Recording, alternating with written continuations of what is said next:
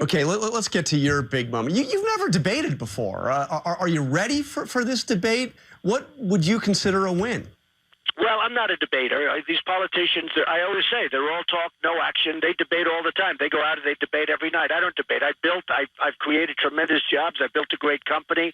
I do a lot of things, and maybe my whole life is a debate in a way.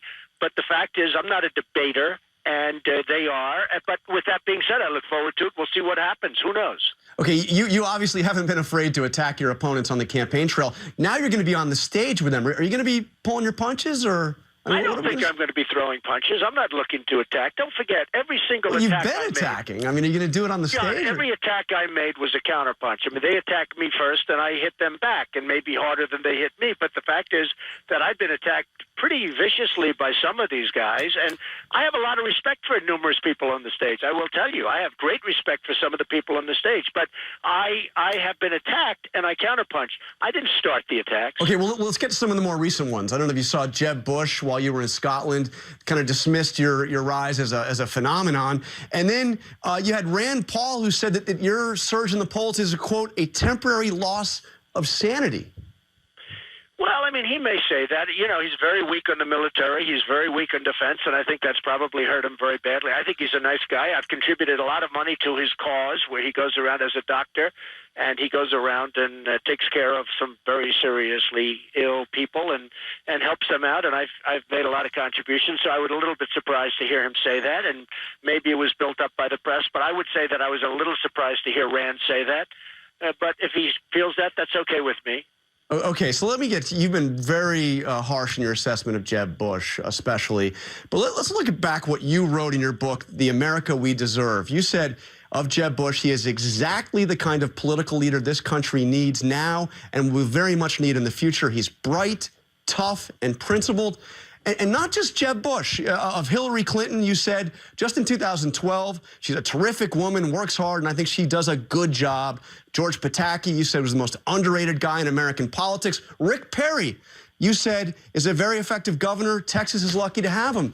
I mean, now you've declared Hillary the worst Secretary of State ever, Pataki the worst governor of New York ever, and you said Rick Perry's too dumb maybe to be in the debate.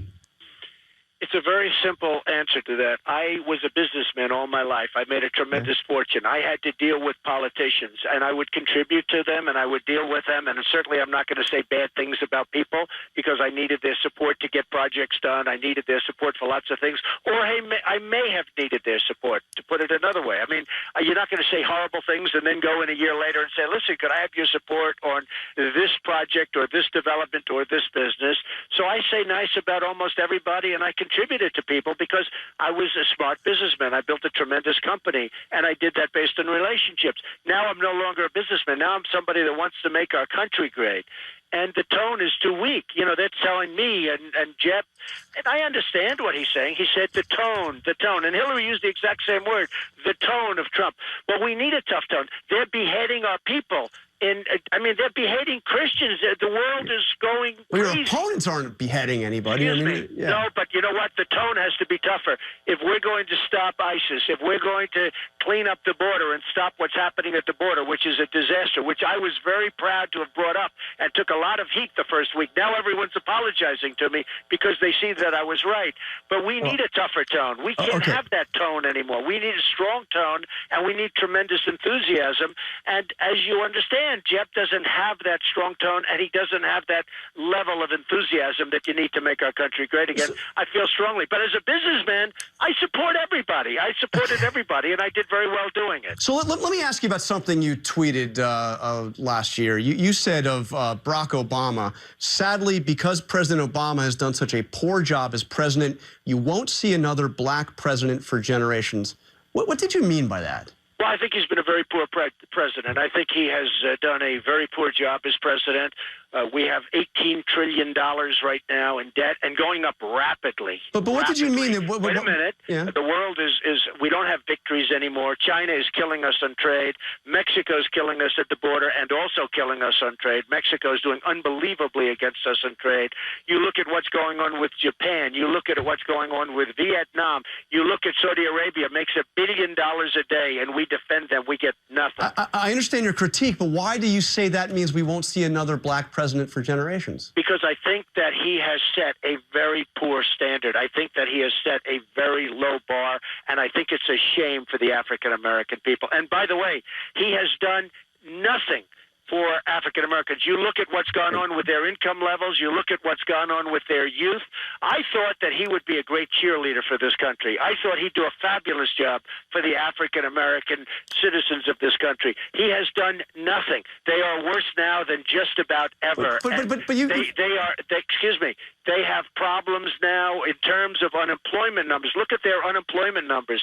And you have a black president who's done very poorly for the African Americans in this country. And I think that I will win the African American vote, and I think I will win the Hispanic vote. And if you see the recent polls that came out, John, you'll see that, because I'm leading in the Hispanic vote. All right, we're almost out of time. I want to go through a couple of lightning round quick questions to get a sense of what a Trump presidency would look like. First of all, Supreme Court. Who's your model for a Supreme Court nomination? Well, I have a number of people that I like, but I will say this. When it comes to the Supreme Court, I'd want high intellect and I'd want very conservative. I would like really high intellect and very conservative. Would President Trump authorize waterboarding and other enhanced interrogation techniques, even torture?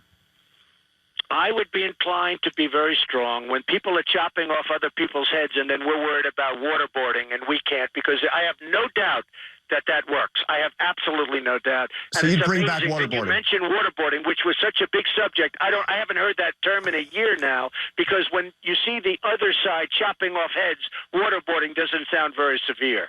Okay, I want to get a sense of what a Trump cabinet looks like. So very quickly, throw out a couple names. Secretary of State, who could we see? Who would you consider? I wouldn't want to put any names out there right now. I think it's far too early. I want to see, and I'm certainly looking at the field, and there's certainly some tremendous people that we could put in, but it would be somebody that's very strong, very smart, and you know what else would be important? Very energetic. You need a lot of energy. In the last running mate, Sarah Palin said some very nice things about you. You've said nice things about her. Will you consider her as a possible running mate? Well, I don't think she'd want to be considered, and the answer is, you know, I like Sarah Palin a lot. I think Sarah Palin's gotten a very unfair press. I think the press has treated her very unfairly.